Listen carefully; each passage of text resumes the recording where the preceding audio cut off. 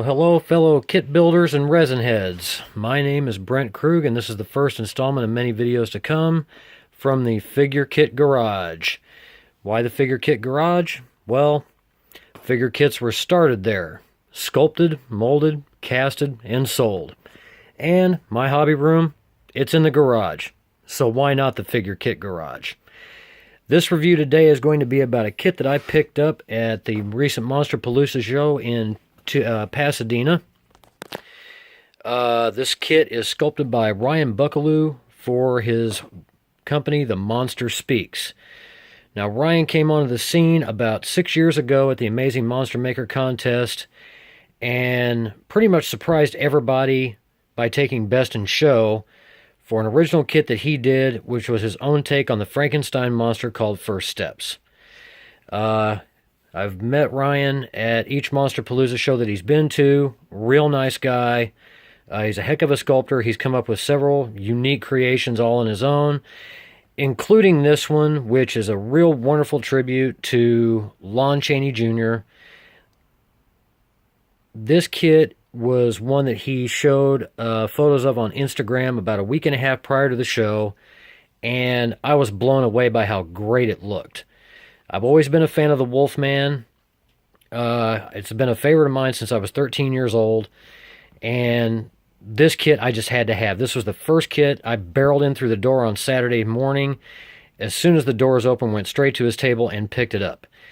As you can see, it comes in 6 pieces total. And let me show you how good this thing really looks. Now we're going to start off with a likeness. Whoops, pardon me. Didn't mean to do that. Ryan really captured the likeness beautifully of Lon Chaney Jr. in all of his anguish, knowing the fact that he is indeed cursed to become rather monstrous during the full moon. He sculpted this in wax, and I believe he did all the molding and casting himself, and managed to get a few copies to Monsterpalooza on the days of the show. I really love the way this is sculpted. Lon Chaney had an amazing way of being able to emote through his face and through his eyes, and Ryan captured it really, really well. The mold lines on this kit, especially the head and in the hair, are really, really not that bad. Very minimal cleanup work. The casting is beautifully done. No air bubbles that I can see. Not in any way, shape, or form. I'll have to drill and pin the head, even though it does sit inside the collar of the shirt very well. Even has his own RB 2018 right on the back of the neck. I'll probably wind up filling that in just to make that disappear, but I know who it was done by. And here, of course, we have the right hand, which, as you can see, has a key in it, and I will show you exactly where that fits in on the figure when I get him put onto the base. Veining sculpt very nicely. Fingers posed in a very, very tight grip. Almost like he's terrified of turning into the Wolfman. And then here we have the left hand, which is, of course, holding on to the infamous wolf's head cane that he buys in the film and winds up dying at the hands of his father wielding that cane. And he also used that cane to beat Bella the Gypsy, who attacked him at the beginning of the film. Now, the only flaws I've seen on this kit so far are just 2 minor air bubbles on the outer 2 fingers of the left hand. A little bit of sanding and some mold line cleanup, but other than that, and the whole set in for what I have to say is probably one of the most beautifully sculpted wolf head canes head for a kit that there's been. He got a lot of detail into this, especially the wolf in the pentagram on the back end of the kit. I have an actual, sorry about the out of focus there. I have an actual life-size version of that cane, and I compared it to this, and he got it as close as he possibly could. Really, really well done. I cannot wait to spray paint that thing chrome. spray paint, airbrush, excuse me. I don't spray paint resin kits. And here, of course, we have the main body. It stops right at the top of the thigh and works its way up into the shirt collar. Sculpted beautifully to get all the detail in that shirt. Leaves it open to interpretation for both black and gray, as well as full color, which I'm going to do this one in full color. A friend of mine picked one up. He was there with me the day of the show, and he said as soon as I get mine done, he wants me to paint his in grayscale, which I've never done, which that'll be a real unique task. Mold line work, as on all the other pieces, not very bad at all. Ryan did a great job. Whoops, one little air, couple little air bubbles on the elbow. Really not that bad as well.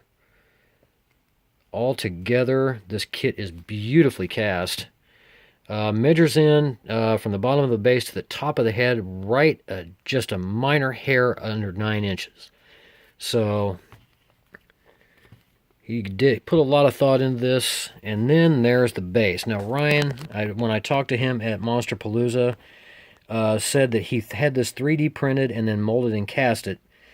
And the reason for that is this wonderful lettering around the base, which if anybody has ever seen the Wolfman, I'm assuming there's a lot of people that are, was Maleva's warning to Larry Talbot that even a man who is pure in heart and says his prayers by night may become a wolf when the wolfbane blooms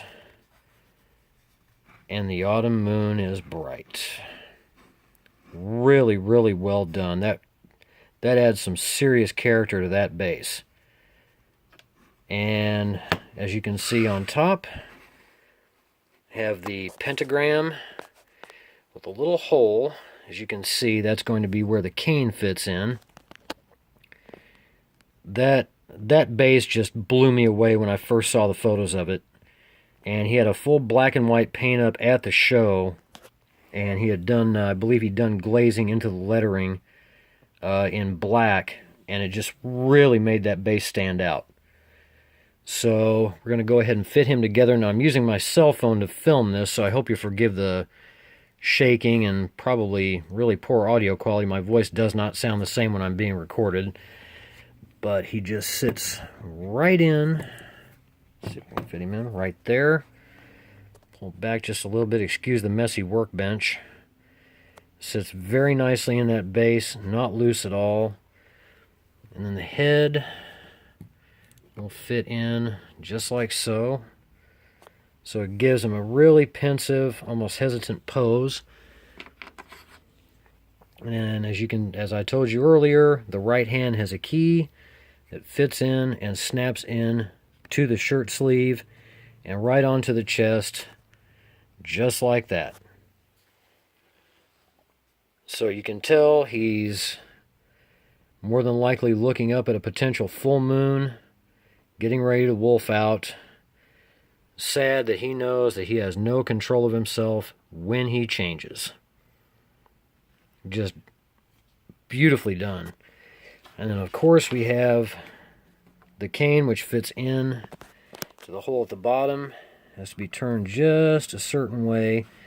And I'll have to drill and pin at the wrist and then glue that in there just to make sure that sits right, but it'll sit just like that. Not really much to tackle on that. And then once I sand down that cane or widen that hole just a little bit, then the wolf's head topper will be right there. So there you have a really nice look at this kit. Beautifully done. Ryan, you did an amazing job on this. I could not be happier with this purchase.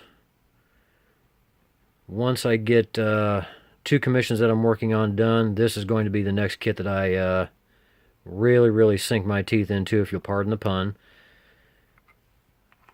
But for anybody who is has seen the photos of this kit on Instagram, or who got to see this in person at Monsterpalooza, if you were on the fence about it, don't be. Jump off the fence and contact Ryan and get a hold of one, because he did an amazing job doing this tribute to Lon Chaney Jr., who, as everybody knows or should know, was the only actor to ever portray all 4 of the Universal monsters: Frankenstein, Dracula, the Mummy, and the Wolfman, and never ever let anyone else play the Wolfman during the Universal monster run.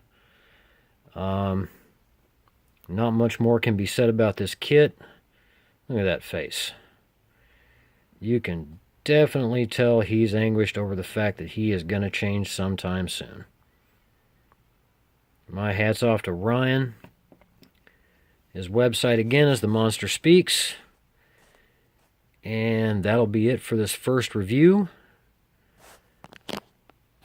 Resin heads, kit builders, the Figure Kit Garage will be open again soon.